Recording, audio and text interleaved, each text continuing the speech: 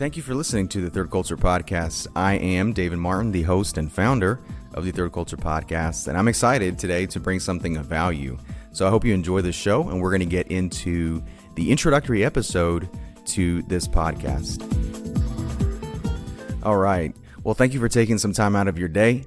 It's early in the morning where I'm at, and I have enjoyed my morning coffee like any good Honduran would, and I'm ready to start the day here. So let's get into the Third Culture Podcast, and like I mentioned before, this is the introductory episode, so I'm excited about it, and I hope you get something of value out of it today as we get into this. So the first thing I want to do is talk just briefly about who I am and why I'm here, and we can go from there. So I was born in Honduras, Central America, and that was my host country for many years. And I want to talk a little bit about myself here just to establish some credibility, if you will, that I'm not talking about this stuff just off the seat of my pants. This has been something that's been my experience and been my life, being a a kid and third culture person, adult now. So that's what this is all about. I was born in Honduras, like I mentioned before. My father is American, North American, and my mother is Honduran. So we had a mixture of those two cultures in our home right from the get-go, speaking English and Spanish. And interestingly enough, my dad also grew up speaking Pennsylvania Dutch. So coming from his background, we got to hear some of that as well. I wish I would have picked up on that. But anyway, that's sort of beside the point. We just wanted to establish a little bit of that. After I was born, I'm the oldest of the family, of the siblings. My parents moved to the United States after I was a few months old, and I spent the first 9 years or so of my life in Pennsylvania, and that was a great experience. I thoroughly enjoyed that, what I remember of it. And anyway, when I was 9 years old, my parents sold everything and moved to Honduras, back to Honduras, not to the area where they were originally at the time when I was born, but moved to a different part of that country. And from then on, that was 2002, I believe, end of 2002. We stayed there ever since, and that's where I spent my growing up years from then until about 2017. So about 15 years of living there, and then I moved back to the United States. I was traveling back and forth, obviously, between that time, once I was old enough, and since 2017 have lived here in the United States. So that's been my experience, and Honduras is just an absolutely gorgeous country. I've had the opportunity to travel throughout the United States some and to see different parts of the country. I've seen a few other countries as well. And, you know, every place has its uniqueness, right? And has its beautiful things. I'm a huge fan of the outdoors, and I grew up being outdoors. And that's one of the first things I notice about a location is, you know, what the geography is like and all that. And so Honduras was, at least where we grew up, was just an amazing microcosm of beautiful landscapes. I love the weather.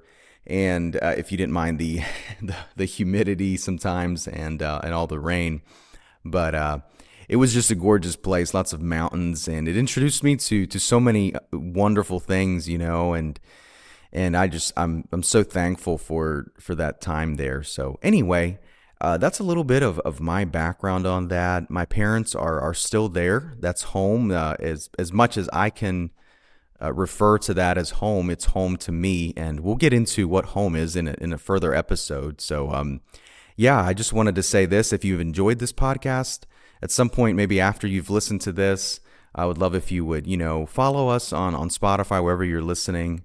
Give us some feedback. Give me some feedback here if you like, and maybe more importantly, share this with someone that you think would enjoy it and maybe benefit from listening to this. So thank you so much for that. But I wanted to get into a little bit of the podcast name and why it is named the way it is. And now that I've touched on a little bit of where my background is from, the podcast really comes from, I think it's pretty self-explanatory, the Third Culture Podcast.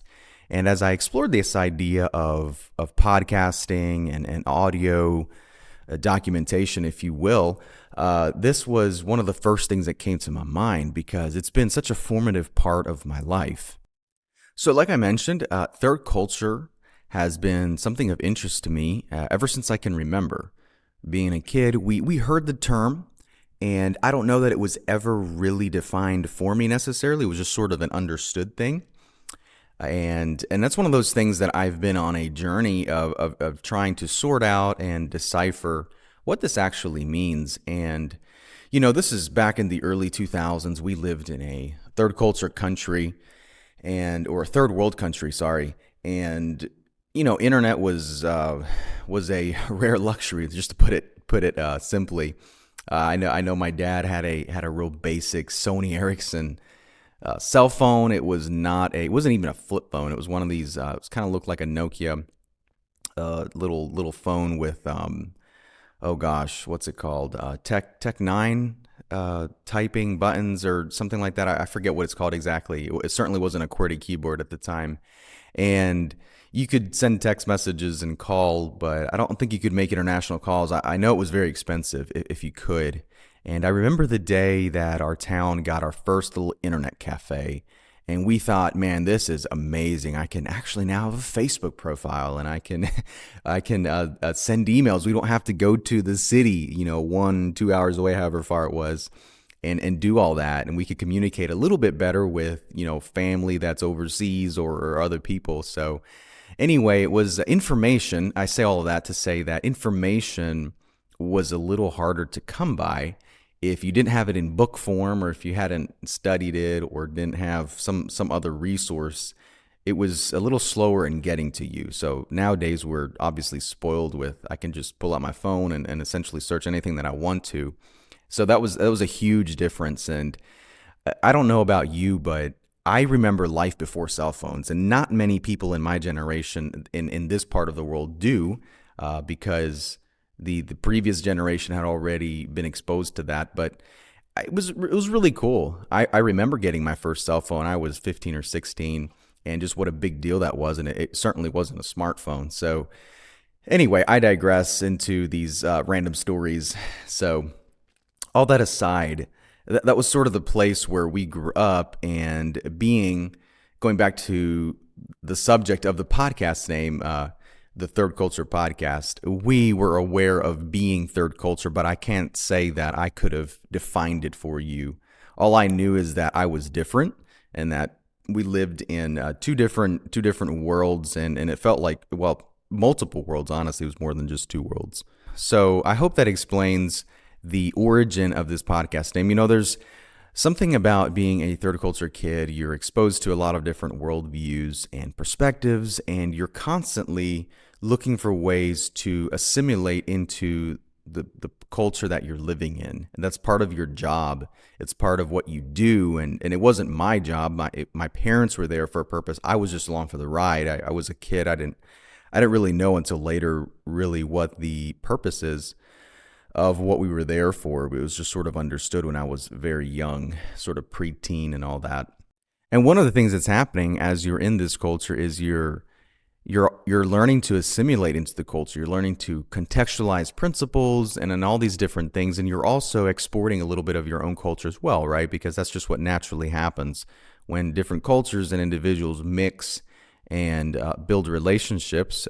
People learn different things from each other. And so one of the things that stands out to me as being a third culture kid is being interested in world events and politics and those kinds of things. You learn to look at what's going on around you and how it relates to events in your own life. So things are connected. Things are what maybe something that's going on the other side of the world. Someone may not even realize what's going on, but the truth is maybe it has some sort of relation to your life. And even if it doesn't necessarily have an immediate relation, you're interested in it because that's just it's you develop a worldview and this perspective of, hey, I want to learn more. You're always learning, you're always looking for information, and you're connecting the dots and putting things together. And I think that really brings me into the next point here, and I don't want to get too long on that. This is sort of my final point in terms of the main body of this podcast, of this episode at the moment, is let's just go briefly into a brief rundown of what a third culture kid, which I'll refer to as a TCK sometimes, and what that is, right? So let's talk about a definition of that and maybe a few different characteristics of these individuals. Okay, so let's get into a brief rundown of what a TCK is. And I want to introduce a book to you that I found during my own research of this subject. And it's called Third Culture Kids, authored by David Pollock and Ruth Van Rieken. I assume that's how you say her name. If it's not correct, I apologize. But I'm just kind of going off of what I see there. And it's just been a fantastic book. I'm still currently going through it. But I wanted to talk a little bit about what their definition is of a TCK, because this is considered an authority on the subject of this particular piece of research. So this is David Pollock, and a quote from the second chapter in the book, the very beginning. And it says, "Who are third culture kids?" And I quote him. It says, "A third culture kid, TCK, is a person who has spent a significant part of his or her developmental years outside the parent's culture. The TCK frequently builds relationships to all of the cultures, while not having full ownership in any. Although elements from each culture may be assimilated into the TCK's life experience, the sense of belonging is in relationship to others of similar background." And I end quote. And when I read this for the first time, it was like this light bulb moment went off in my head. I was like, wow, that really, really explains so much of what I felt and what my thoughts have been in terms of relating to other cultures. So traveling between Central America and North America, even going to other countries, in West Africa, for example, and thinking about this whole concept of, I don't really fully belong in any one of these places. I have relationships and there are things in common in all of these places that I can connect to, and I love the people there, but the geographical location is certainly not the most important aspect of why I consider this home, right? Or why I can fit into this place to some degree or other. And I can't recommend this book highly enough. It's just been a fantastic study so far, and they really dig into not just definitions and whatnot, but they go into really the thought process and the many layers that it takes to build this kind of perspective and mindset. It is a developmental sort of perspective that you go through, and it's not just information and things that you pick up, but it forms who you are as a person. That's a brief rundown of what a TCK is, and there's what's called a CCK as well, a cross-cultural kid. So it's kind of what I call a 2.5, right? A 2.5 culture where maybe you've been exposed to other cultures in different ways, right? So maybe you've traveled, or you are in a different kind of home, maybe, and you have these cross-cultural experiences. So there's a lot of similarities there, and I briefly wanted to touch on this as we begin to wrap this up here in the next few minutes. Why children are TCKs, and there are many reasons, and I want to go through a few basic categories here. And again, I'm taking some of this information from the Third Culture Kids book here by David Pollock and Ruth Van Rieken. And I believe this is in the intro part of the book, in the preface. Here are some reasons why children become or grow up to be TCKs. Some have parents with careers in international business. You've got the diplomatic corps, so things like government organizations. You have the military, as well as religious missions. You also have foreign students. Maybe your parents were teachers, professors in another country for whatever reason. Another aspect of this that I want to get into in a future episode is forced third culture kids, meaning maybe your parents or someone that has left their country because of civil unrest or war. Those kinds of situations happen a lot. So maybe it's a refugee situation. And we saw a lot of that in Central America, and it's still happening today. It's actually, the scale of it has increased, unfortunately. And it's just one of those things where you become a third culture kid not because your parents decided, oh, we want to go do this, but because there were maybe very few options for you and your family. So that's another aspect of this that I would love to touch on at some point. So what can we take away from this today?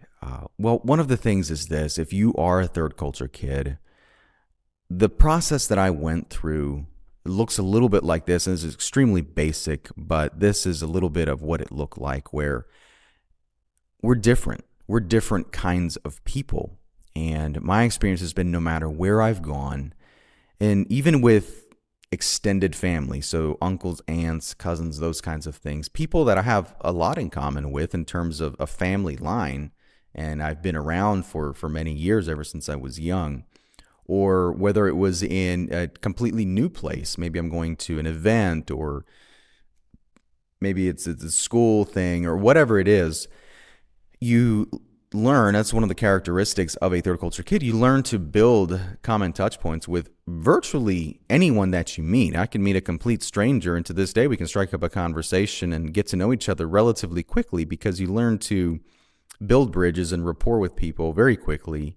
And it's not hypocritical at all. It's not putting on a face. You just learn to fit into that person's context to some degree or other. So maybe you've been that person, and at the end of the day, you still don't feel at home. And that's one of the most common realities. I think the two major realities of being a third culture kid are, A, I don't really fit in anywhere. So it's this sense of rootlessness. You sort of float in between places. It's this place between point A and point B that's actually where you maybe feel the most comfortable. It's where you feel the loneliest, but it's also where you feel the most comfortable in some ways. And the second biggest reality of being a third culture kid is just being highly mobile. So to this day, I can pack a bag in probably 15, 20 minutes and be gone, right? And I'm married, I have a wonderful wife and two beautiful boys. And, it certainly takes a lot more time to get going somewhere, right? But, if it's just me, I can still grab that bag and have a plan and be out the door in a relatively short period of time. So a high mobility is a common denominator. We're used to that. We're not used to owning much. And I think if you're this person, if you're a TCK, you know exactly what I'm talking about. And the truth is, you're maybe not even interested in owning a whole lot, period. Just in life in general, you're not a hoarder. You're not spending money on things that most people spend money on. And your interests are different. You've got a very broad set of interests, and you've learned to discuss a lot of different things with people. And anyway, those are some characteristics of the third culture kid that I would love to get into the future, but that's for another time. But back to kind of what's the takeaway for today out of this? Well, all of those things make you a different person. All of these experiences, all of the conversations you've had, all of the relationships that you've built with people and places you've been, the things you've done, the adventures you've been on, or just, I've been through some amazing things, and I absolutely love that I got to do those things. You've smelled different things, you've eaten all sorts of strange things, and it's just wonderful, and it makes you a completely different person than Joe Bro, who's never left the state, and maybe he's grown up and gone to school and high school and college, and he's never done anything outside of that. And there's nothing wrong with that, by the way, but that's certainly not been my experience, so I can't really speak to all of that.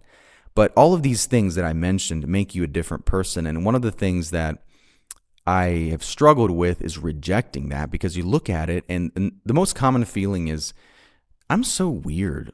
Like, I can't fit in here. I want to, I can to some degree, but at the end of the day, people look at me different. I talk different. I think different. I have different perspectives on this.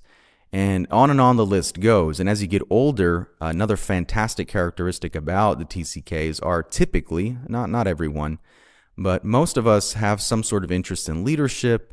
And sometimes we're put into places of leadership because of the fact that we have varied interests. We're versed in a lot of different things, a jack of all trades and master of none, like my dad used to say.